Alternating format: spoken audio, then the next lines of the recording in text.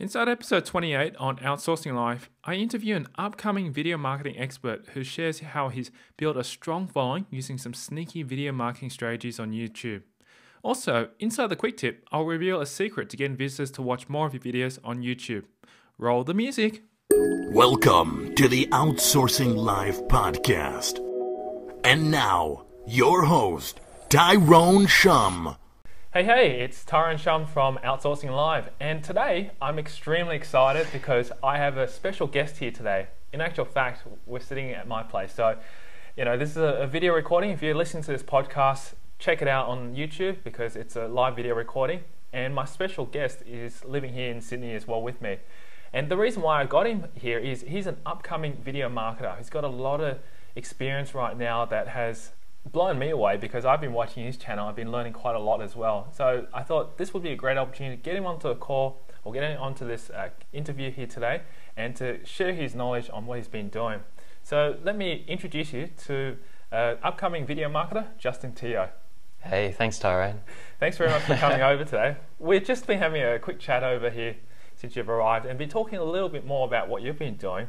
But for the people who don't really know what you've been doing and what you currently do in terms of YouTube and your video stuff, share a little bit of knowledge about that.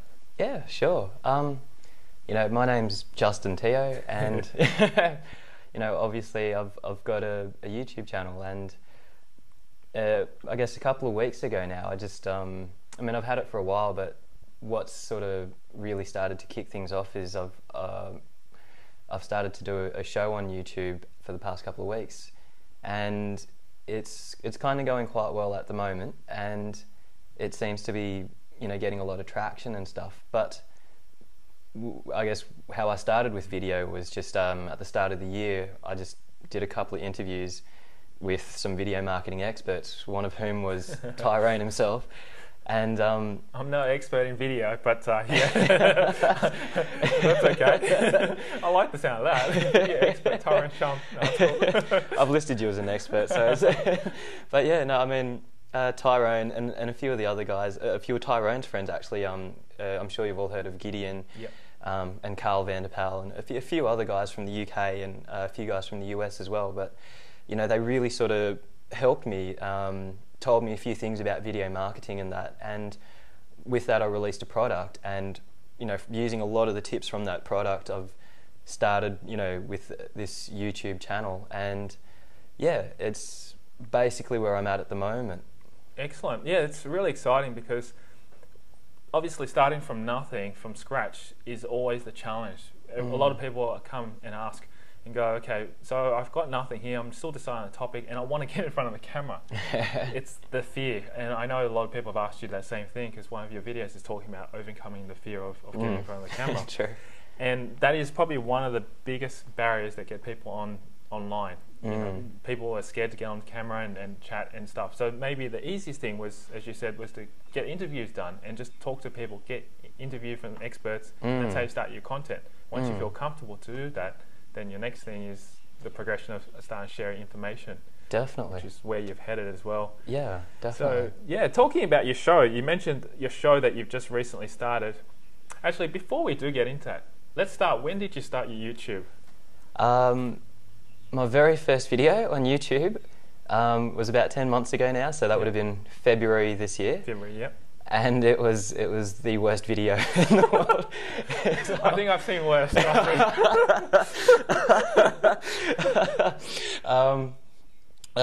I'm pretty sure it's still on my channel. So if you do want to check it out, feel free. But it's in terms of a video for YouTube, it's horrible. It's really long.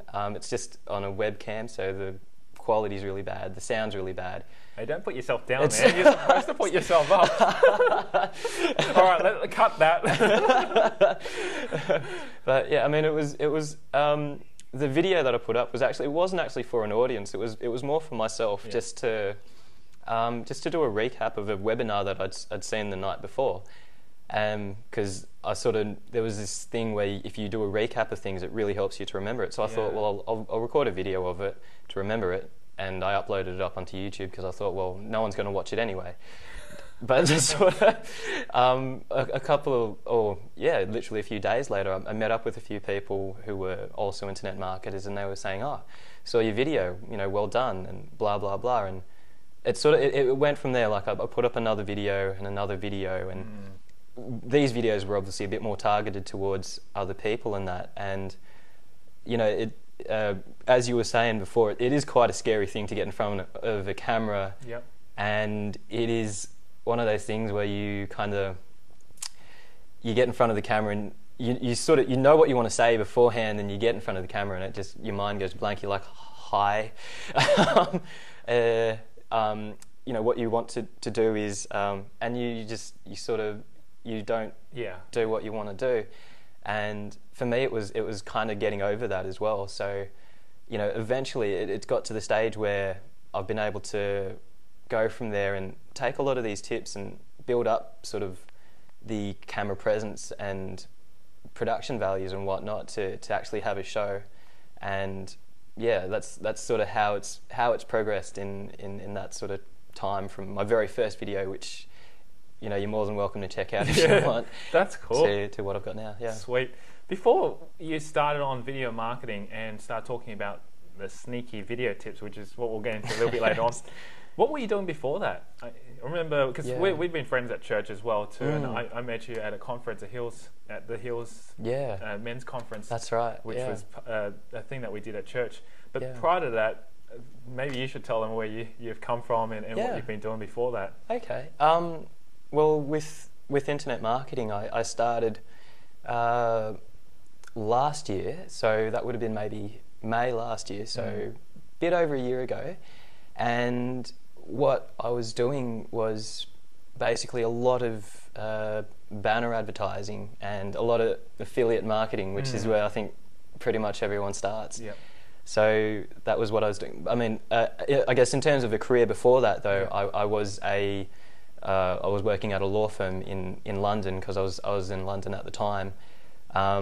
But yeah, basically got into internet marketing by a big stroke of luck, and it was mainly affiliate marketing that I did. So a lot of banner advertising, a lot of Google AdWords, a lot of paid advertising, and it was only at the start of this year, 2012, where I decided to move away from that model and get into free traffic, because basically I got to the stage where I could leave my job at the law firm, so that was cool.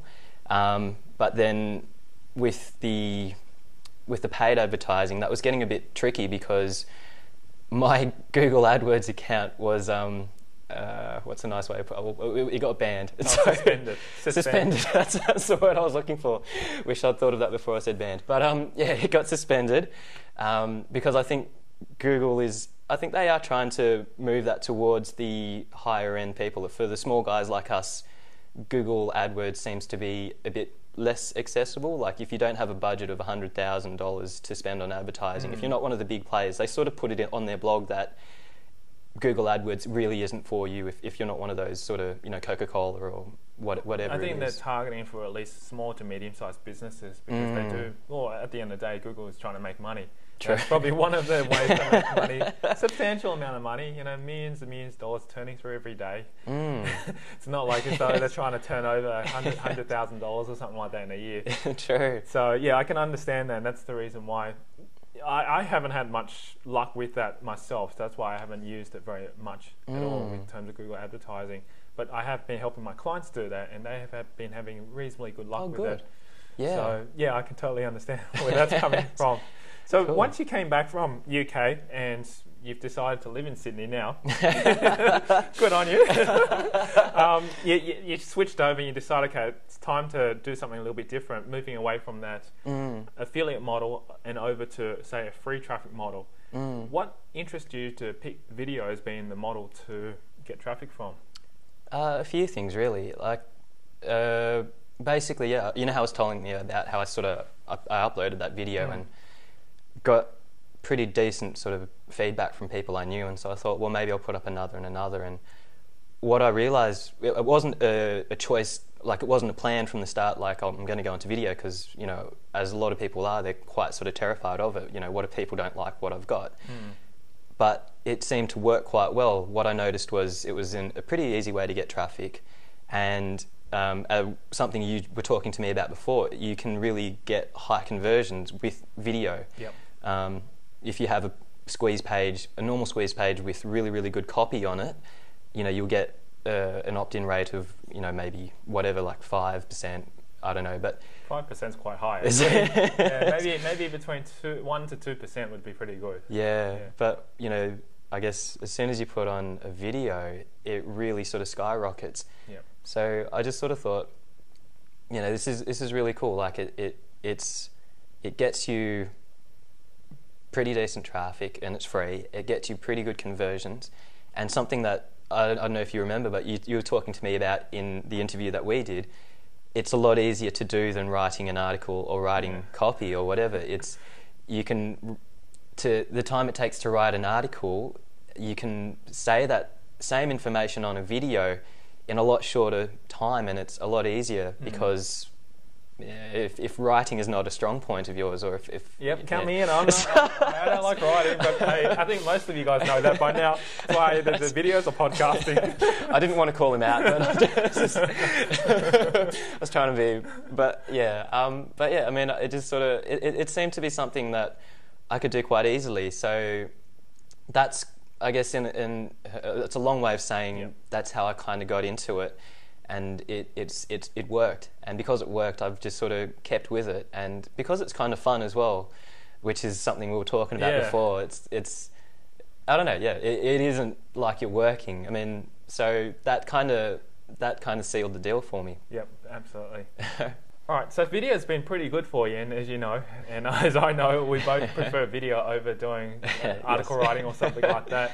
And it's been huge because the fact is that we can tap into a market where people are just visual type of people. It's not like as though we're tapping into another market, but we know that there are other markets. But what I really find that's really powerful about video is that we can extract not just only the visual component, we can get the audio component, which is the MP3, and also get that transcribed into text, which pretty much that's what I really pound out to people and say that's what you should do, but it's up to people if they can do it. So since then, you've been doing the videos and you've started up your own show. Where did you get the concept of a show? Because your show is really unique. I watched it and I've really enjoyed watching that first part, that show where you're talking a little bit about the news, about how recently YouTube spent millions and millions of dollars buying out this with Google and so forth, which you guys should check out. You know, I'll get you the link down there. But with that particular one, it got me interested and go, okay, this show is very, very different. It's targeted towards the show about video marketing, video internet stuff. How did you come across that concept? What got you start to create the show? Yeah, no, good question. You know, the show was a bit of an experiment.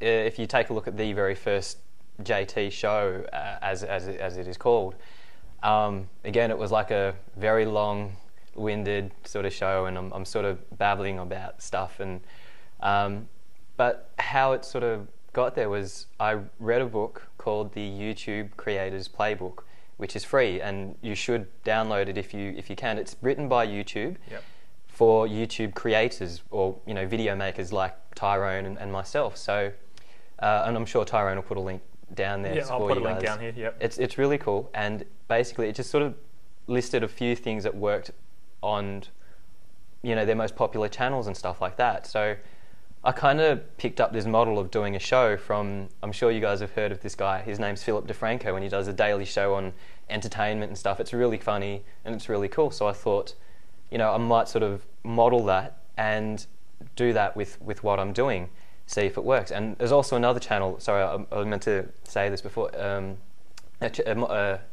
his name is Champ Chong, and he's an Aussie guy. Just like us. Not sure which part of Australia he's from. I think he might be from Western Australia, and he does a show on video games. And it's awesome and really, really cool, and he's got a massive following on YouTube. And I've kind of just seen what they've done with it, and I thought, well, maybe I'll just model that and, you know, put my own sort of spin on it to do with online video marketing, and that's essentially where the idea came from. Yeah. That's sweet, because it just gave me so many cool ideas. Thinking, man, if that works, I could imagine seeing many shows coming up out of this one. But no, the JT show is an awesome name, because being your name, Justin Teoh, but at the same time, it's really cool because it's catchy. JT. Oh, I like that. I might be leveraging someone else's keyword sort of initial, but yes, another famous Justin. But no, seriously. On that side note, you've been very smart with doing that, because the fact is that you're able to talk about interesting stuff that's been going on. Because when I first watched that, I was blown away. I didn't even know that a lot of that information was happening. You're telling me about how Google, YouTube was spending millions and millions of dollars to buy out the rights and set up a channel for Madonna and Jay-Z and all that. Those kind of people. It's like, wow, if they're doing that, that's going to really change us. True. So you even put your spin on it, and also the reasons behind it, just from your personal perspective, which was really interesting. So I was hooked on it as soon as you talked about that. And while I was watching it through that whole show, it's only 2 minutes or 3 minutes at most, I think it was. Then you're able to inject your personality about the sneaky marketing, video marketing tactics. So yeah, tell the audience a little bit more about what that entails and why did you do it that way? I guess the sneaky marketing secrets come from the product that I made, where I interviewed you and a whole bunch of these other video marketing superstars, and it was called the Sneaky Video Marketing Secrets. So I've kind of gone with that branding and moved that along into the show, and it's just a tip where I just sort of give a good marketing tip, a sneaky secret, as you will, just to help people to get, well, as I put it, more likes, views, subscribes, sales, that sort of thing, onto their videos. And it's basically just a way to share with people what sort of works for me, and in a way also just to brand myself, so that people can maybe see that I know what I'm talking about. Maybe I don't know how to put it. Like I guess it's more about positioning yourself as an expert. That's it. Again, another one I wish that I had sort of come up with before. That's cool, man. That's where I'm here to fill it up. I'm the filler, you're the... This works. I like it. It's really good, because what I've learned a few things off from you just by providing a sneaky video marketing tip. And you guys should check it out, because there's a lot of really good information there. Like one of it I was watching, and you referred to as actually a book. Actually, it was a person. It was a lady that you referred to, saying that when you first start out, rather than say, "Hi, my name's Tyrone Shum, welcome to Outsourcing Live," you're saying something like, "Welcome to Outsourcing Live. I'm Tyrone Shum, the author of Outsourcing Live, blah blah blah," which automatically perceives and creates that perception that you are an expert in that there. Definitely. And it's a very simple but subtle thing that works. I know that because I've seen it work already. Yeah. And when people hear that, immediately you've got that association, which helps you build your brand very quickly using video as well. Actually, yeah, I mean, that's a good point. And probably something I should mention is that the sneaky marketing secret is also just a good way to feature my friends and other people, or other things that I think are really cool that will help people. Because I know that, obviously there is a lot of stuff out there which, there's, information overload is the name of the game when it comes to internet marketing and just being able to focus. But, I just provide these small tips, short, sweet sort of tips, just to say, well, this is what works, or this is what I think is really cool.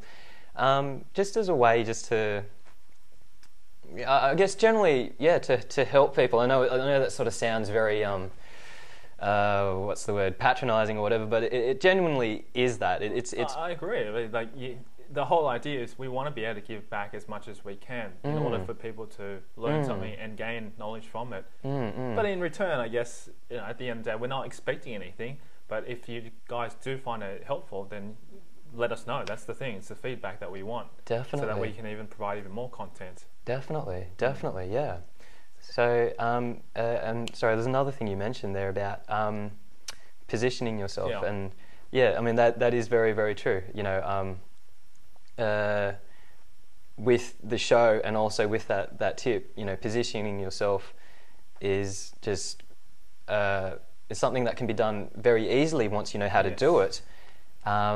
But it really has, this massive difference in, as you were saying before, perception. If people perceive you as an expert, they'll come to you. They will trust you, and trust is a massive thing when you want them to take action. So, if you want them to subscribe to your channel, or if you want them to leave a comment on the video, or even just to opt into your list, or even to get a sale from someone, if you've already built up that trust, it's a lot easier. And branding yourself and positioning yourself, which is something that you were talking to me about before, is definitely really good. And that's what's really good about having a channel like yours, or I guess hopefully mine in the near future. Yeah.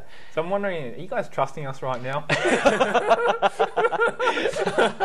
Otherwise you wouldn't be listening to us anyway. A whole bunch of your listeners is going, who are these guys? We're just having too much fun here. This is too good. It's good. Well, I guess, Justin, what I also wanted to know is, as much as I love your sneaky marketing, video marketing tips that you've got in there, where do you find all this information? Because it takes time to do research and all that kind of stuff. Do you have a specific resource, or how do you keep up to date with all this?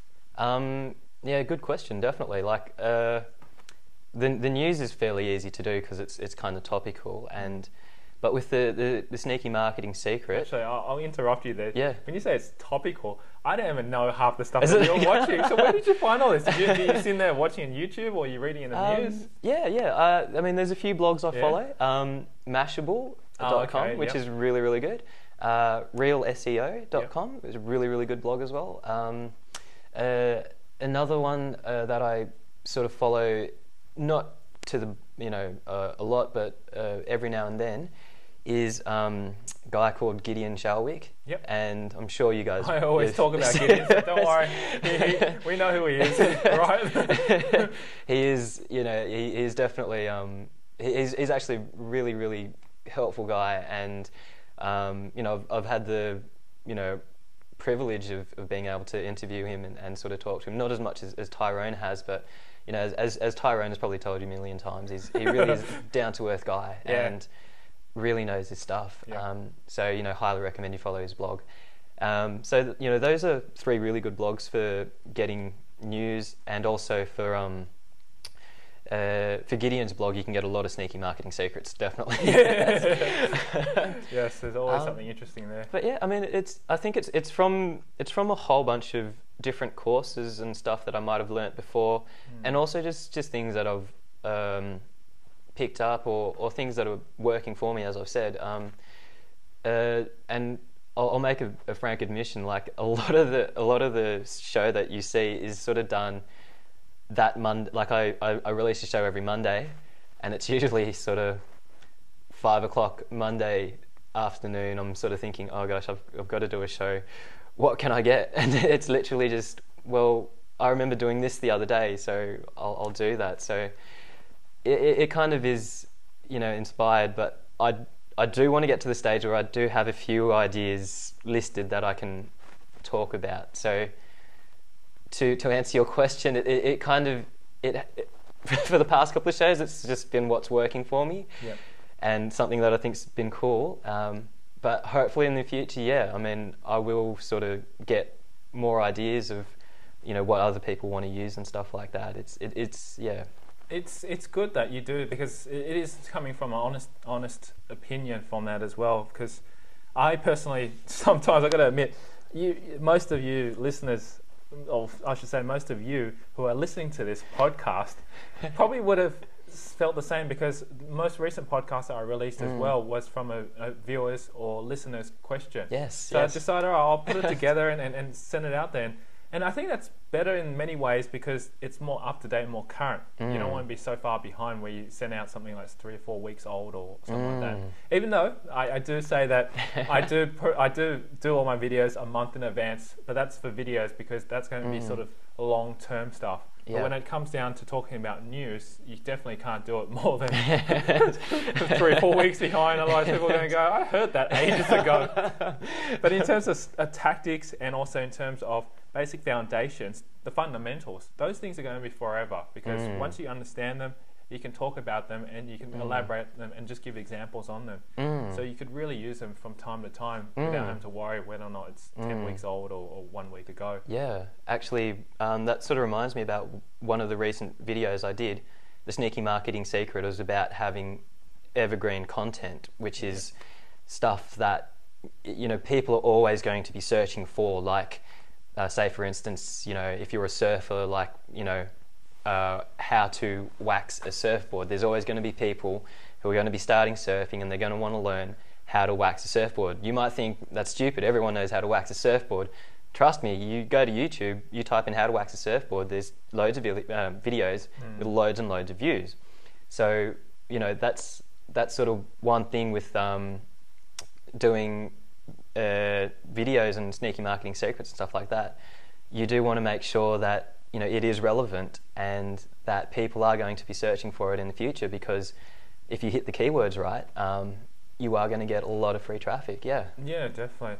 Talking about keywords and also making sure that your content is relevant, let's talk a little bit more in detail about when you create your show and you upload it to YouTube, what are some of the things that you do put into it so that it can be found? Or how do you get those views firstly?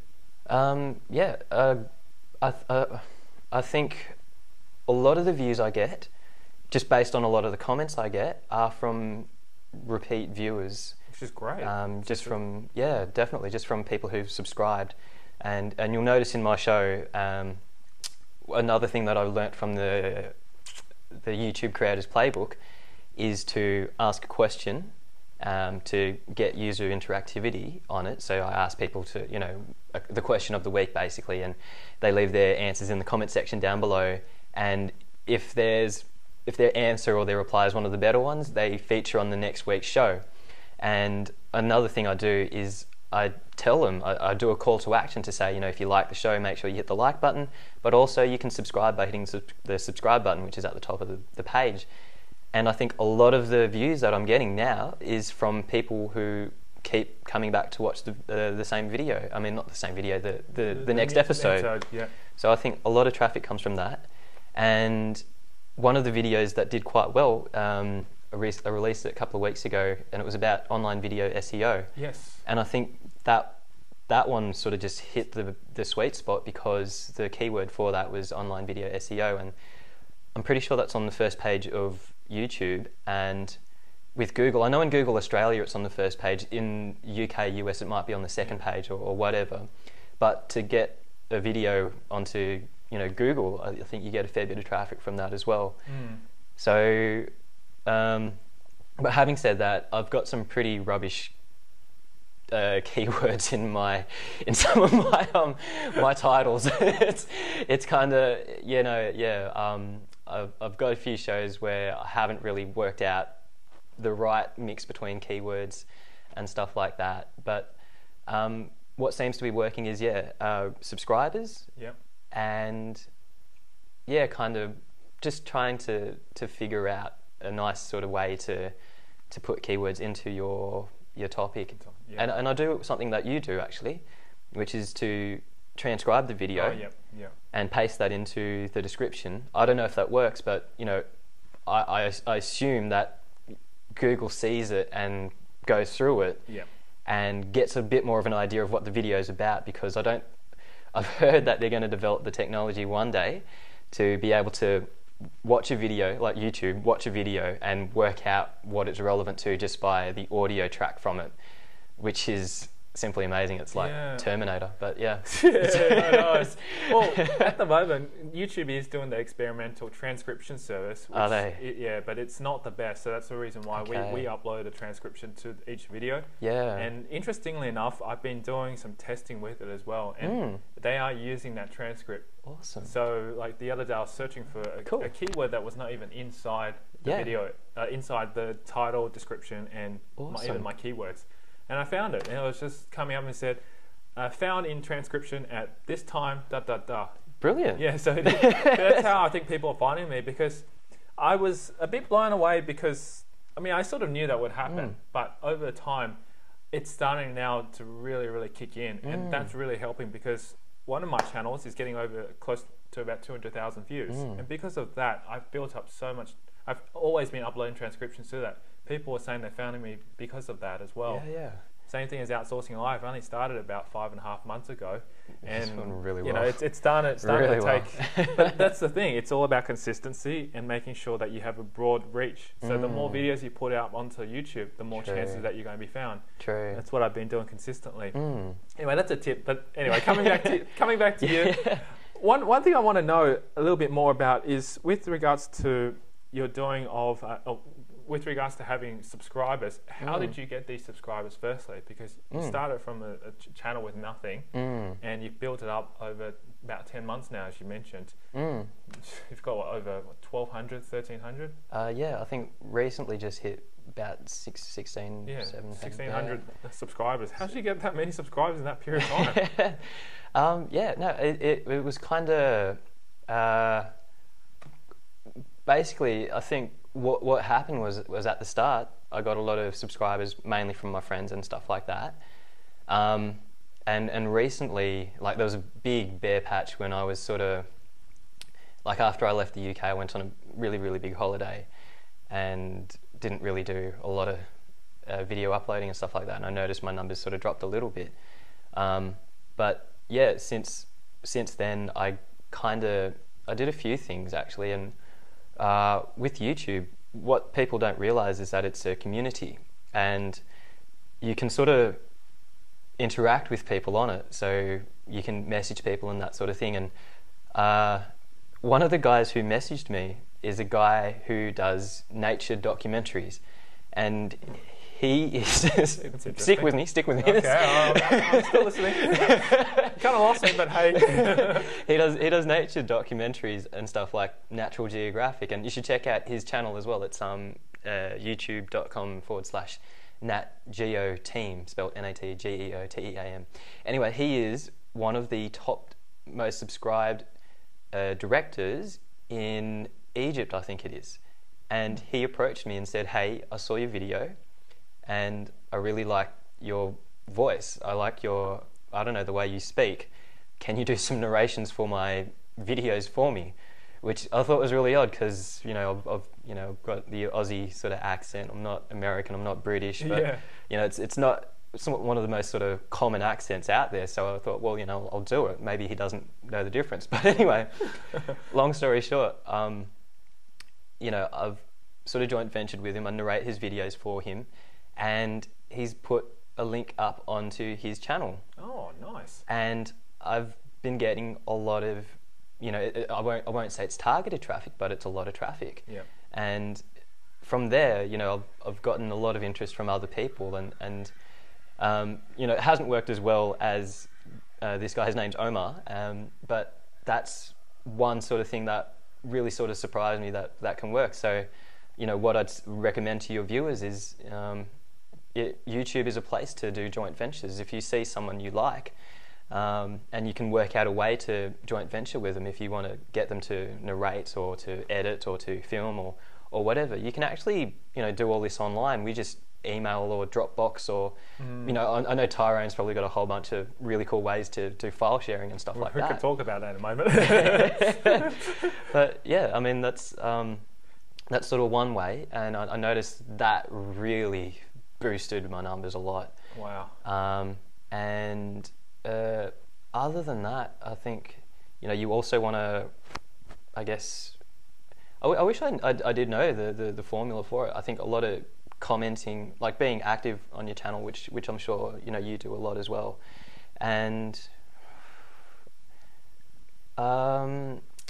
I don't know. I mean, it is gradual though. It does take a bit of work. Yeah. So it's not like you can do it sort of overnight.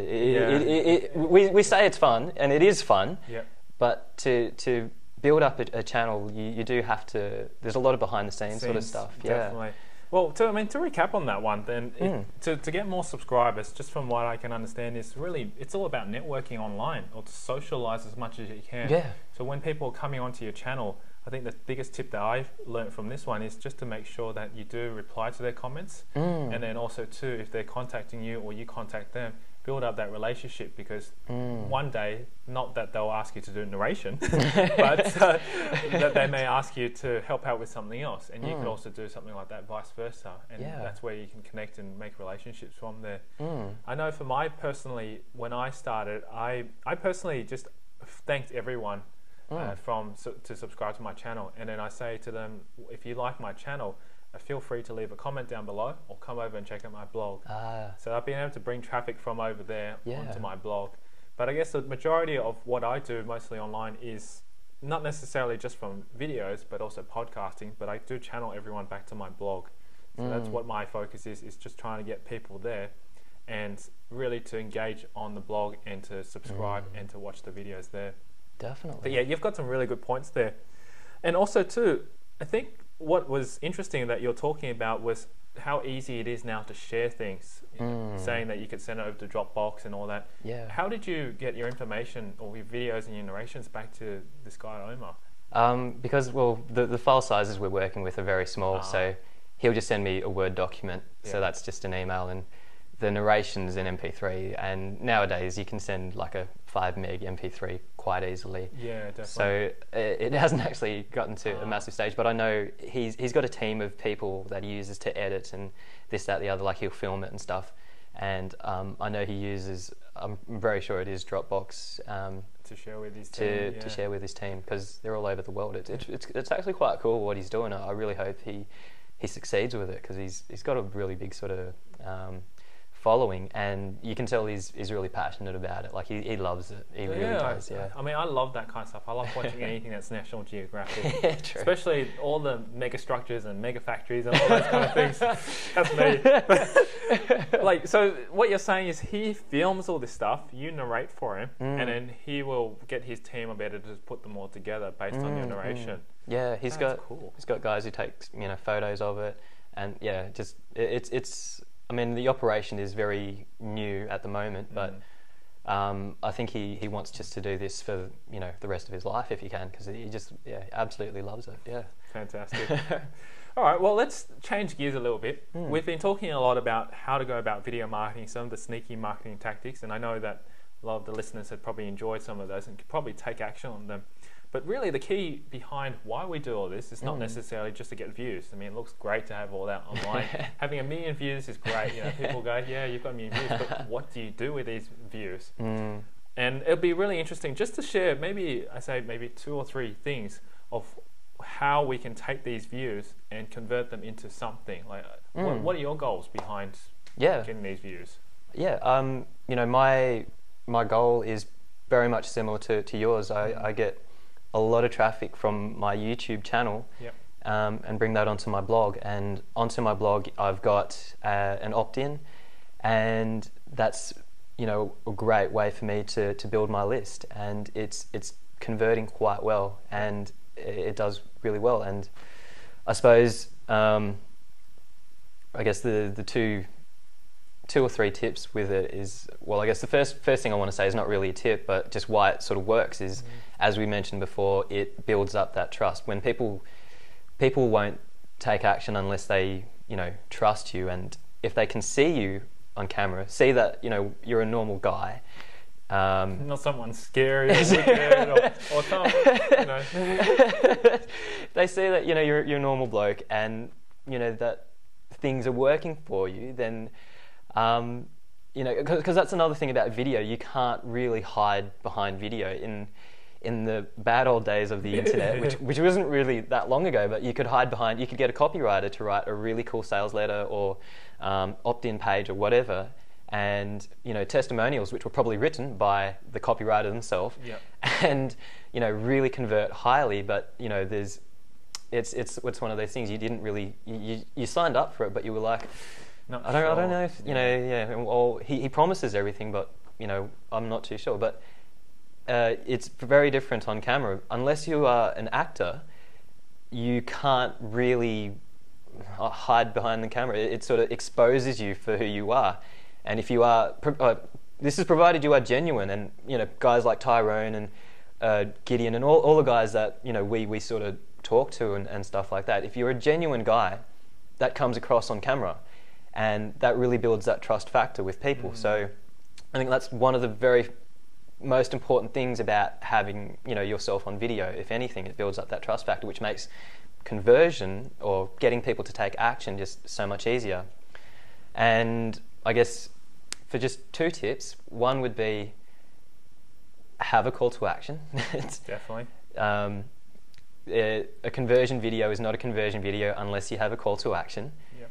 And the second thing is just to have a really clear offer, what you are offering.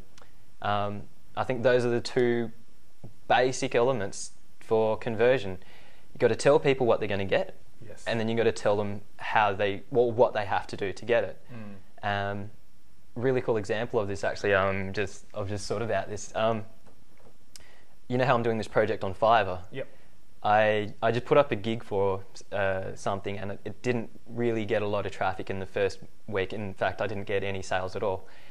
And then I just put up a video, a short 30-second video, and in this 30-second video, I've got 3 call to actions. Click the button up at the top of the page, click the button up at the top of the page, and told them what I was doing. And within that day, I think I got about 7 sales. So, a video really, really helps with conversions. And definitely have a call to action. And a good example of this is one of Frank Kern's old videos. I don't know what it was promoting, but have you seen the one where he's like, for the last 10 minutes of the thing, he's just saying, it's $1, just sign up, click on the button now, or I'll have to do this, and it'll show you a photo of some guy throwing up or something like that. He uses a bit of humour and he goes, oh, okay, you still haven't clicked the button. Well, do this, then I'll have to show you this, and it's another funny photo. You still haven't clicked the button. Just click the button. Just click the button. And he literally says, click the button, 100 times in this video. And, you might sort of feel a bit, I can't tell people to click the button. I can't give them a call to action. But as weird as it sounds, people need to be told what you want them to do.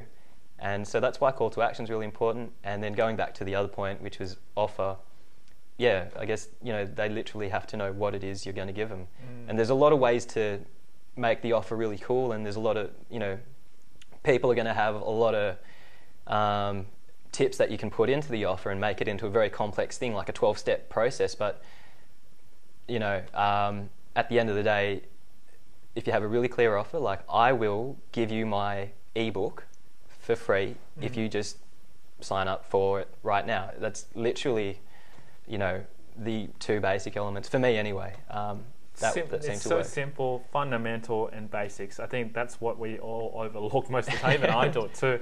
When I say to you guys, hop on, click on here, and leave a comment. Yeah, I'm asking for a call to action, but I just realised I'm not giving you guys anything to do.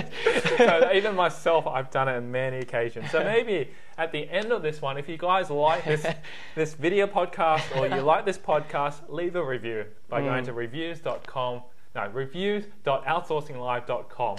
Simple as that. So that's a call to action. Thank you for that, Justin. No. All right, well, it's been a real pleasure to be able to have you on the call today. Fun, It's been a lot of fun, and we've shared quite a lot of good information. If people want to get in contact with you or find out more about your channel, how can they find out more about it? Yeah, sure. The channel is just youtube.com/Justin Teoh and the word official. So it's all one word. And my surname's spelled Teoh. So Justin Teoh official. And they can also just check out my blog, which is just justinteoh.com. Sweet. I'll put a link down below, or those links down below, and plus there's also other things. This would be episode 28. So if you want to go and check out the show notes, it's at outsourcinglive.com, episode 28. And basically from there you'll be able to get all the show notes, the transcripts, and all the information that we talked about as well too. Hopefully you guys have enjoyed this. Thank you so much for coming on today. It's been a real pleasure to be able to share this with you. And thank you again, Justin. It's been an absolute pleasure to have you here. And yeah, it's been a lot of fun. No, cheers, Tyrone. Thanks. It's time for the Outsourcing Live Quick Tip. So after the conversation with Justin and the interview that we did, Justin revealed to me just one more little sneaky video marketing tip, which I thought it would be great to share with you in keeping your users or your viewers on the video that they're watching. So usually when videos are finished watching, a related videos list of things would usually show, and that means that it probably show other people's videos and also other people's potentially related topics to yours, and therefore users might just click on that and go away from your channel. Now we don't want that. What we want to do is encourage them to stay on your channel and to click through to watch many other of your videos. And the trick that we've been talking about, and also Justin that did share with me as this tip, is to put what we call a pause annotation into the end of your video. It's quite simple to do, and if you're actually on YouTube, all you have to do is simply go to the end of your YouTube video on the annotation, insert what they call a pause, and what Justin recommended was to put on a 5-minute pause at the end of the video. And that will also encourage them to have a look at your final page that they see there. And what we would encourage you to do is to put one final annotation, to press a link or to put a link to say, watch this next video about da da da. And that way they'll click on that link and then watch another video that's related to yours. And that really helps with keeping and involving your audience and engaging with your community rather than them clicking away from your YouTube channel and going to watch other videos that may be related to your own video. So that's the final little tip there, another video or sneaky video marketing trick that Justin shared with us, and I hope that would definitely help you on that side of keeping your audience engaged with your videos as well. Now, if you like more resources like this one, you can find them inside Mass Outsource Mastermind, along with video tutorials and step-by-step instructions showing exactly how I use them. To get a 30-day no-risk trial membership to Mass Outsource Mastermind, simply visit freevideoset.com. Until next time, I wish you success in your quest for outsourcing.